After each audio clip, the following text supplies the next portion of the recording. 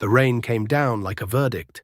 Somewhere north of Edinburgh, in the black folds of the Scottish Highlands, the Caledonian sleeper pressed through the night with its cargo of velvet curtains, polished brass, and restless souls. It was November 1953, and the storm had no intention of letting anyone forget it. Lightning split the sky in pale, sudden columns, throwing the ridgelines of ancient hills into brief and terrible relief before swallowing them again. Inside, the lamps burned amber. The dining car had closed an hour ago. The corridors were narrow and warm and smelled of coal smoke and bergamot and something faintly metallic that no one had yet put a name to. Rain hammered the windows without mercy.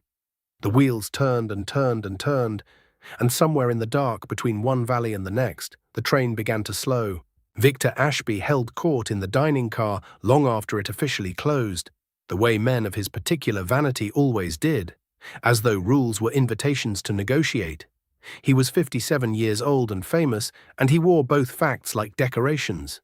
His photographs had appeared in Life magazine, in the Times of London, in galleries where people stood in silence and felt things they could not articulate: war, famine, ruin. Victor Ashby had documented suffering with the precision of a surgeon and the appetite of a man who never tired of looking. Across the table, Percy Dowd nursed a whiskey and said very little. His ink-stained fingers wrapped around his glass like a question he wasn't ready to ask. Further down the corridor, Colonel Hathaway sat alone in his compartment, the locked briefcase resting across his knees, his eyes fixed on the window and the darkness beyond. Diana Voss, 3 compartments along, touched up her lipstick in a compact mirror and allowed herself a single quiet sob before pressing it away. And Elspeth Crane, the quiet woman with the horn-rimmed glasses and the Edinburgh bookseller's manner, read her novel in the last compartment without once turning a page. It was Percy Dowd who found him just after 11:30. He had knocked twice, once out of courtesy, once out of something closer to dread, before trying the handle and stepping into the dark. Victor Ashby sat in the upholstered chair by the window, his head tilted at an angle that bodies do not achieve in sleep. His whiskey glass was still in his hand, 3 fingers of amber resting undisturbed, as though he had simply chosen to stop. His eyes were open. The rain wrote itself endlessly against the glass beside him. Percy did not scream. He stood in the doorway for a long moment, the corridor light falling across Victor's face, and then he made a sound that brought the conductor running from 3 cars back. By the time Thomas Brodie arrived, breathing hard and clutching his cap, Percy had not moved an inch.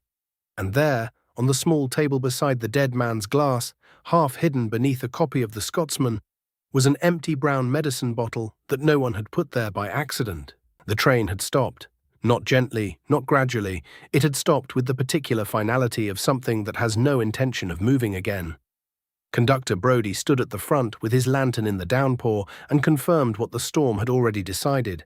The tracks ahead were submerged. The river had breached its banks somewhere in the darkness below the viaduct, and the Caledonian sleeper was going nowhere until morning, if then. There would be no police for hours, possibly longer. Inspector Morag Finch, who had been travelling quietly in a second-class berth with a flask of tea and a case file from Edinburgh, presented her credentials to Brodie in the swaying corridor with the calm expression of a woman who did not particularly enjoy coincidences.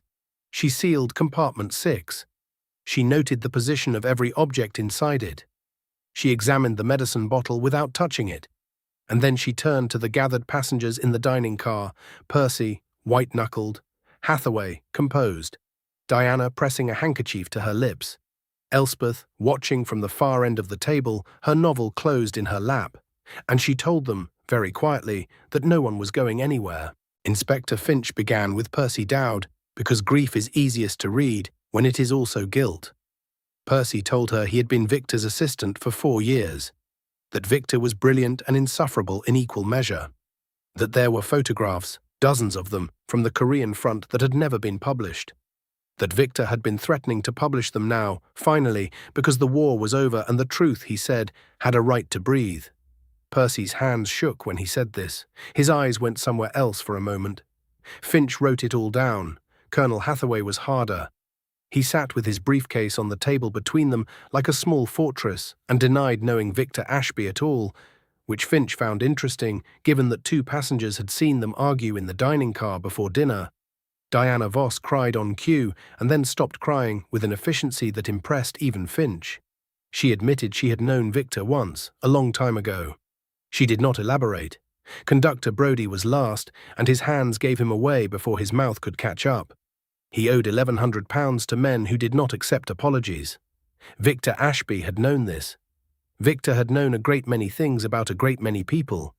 And the question Finch kept returning to, in the quiet of her own compartment, with the rain against the glass, was which one of those things had finally gotten him killed. The medicine bottle had contained digitalin. Finch knew the compound. It was derived from foxglove, used in careful doses for certain heart conditions, and used in careless ones for murder. The poison would have acted within the hour. Whoever had put it in Victor Ashby's whiskey had done so before the dining car closed, which narrowed the window considerably and widened the list of who had access to his glass. The second discovery came from Victor's camera bag, which Finch searched by lamplight in the sealed compartment while the rain pressed its hands against the window and the train groaned in the wind. Beneath the equipment, beneath the film rolls and the lens cloth and the light meter, she found a manila envelope. Inside it were 6 photographs.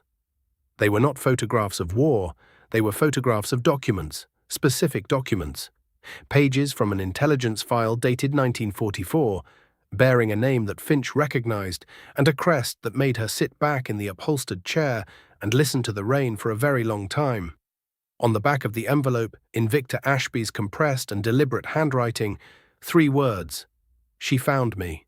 By 2 in the morning, every eye on that train was pointed at Colonel Reginald Hathaway.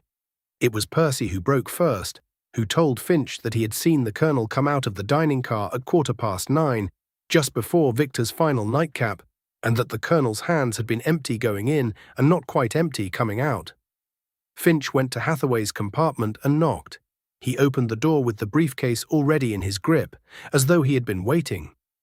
When she asked him to open it, something shifted behind his eyes. Not guilt exactly, but a close relative of it. The briefcase contained papers. Classified papers, he said, from his time with the War Office.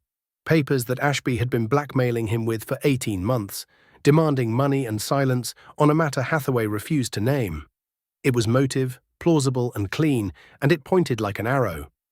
Finch thanked him. She wrote 3 full pages in her notebook. And then she sat in the corridor outside his compartment and looked at the rain on the window and thought about the 3 words on the back of the envelope. She found me. Not he, not they, she. At 2:30, Finch gathered them all in the dining car. The rain had not relented. If anything, it had grown more certain of itself, drumming the roof in long continuous rolls that swallowed the silences between sentences.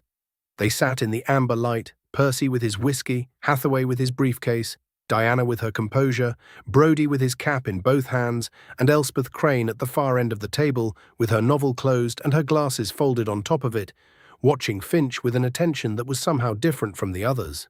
More patient. More still. Finch laid the photographs on the table. She explained the digitalin. She explained the window of time. She described the note on the envelope and watched their faces carefully. Diana flinched. Percy looked at the photographs and went pale. Hathaway said nothing. Brodie crossed himself once, briefly, and Elspeth Crane looked at the photographs of those intelligence documents, those pages from a 1944 file, and did something that none of the others did.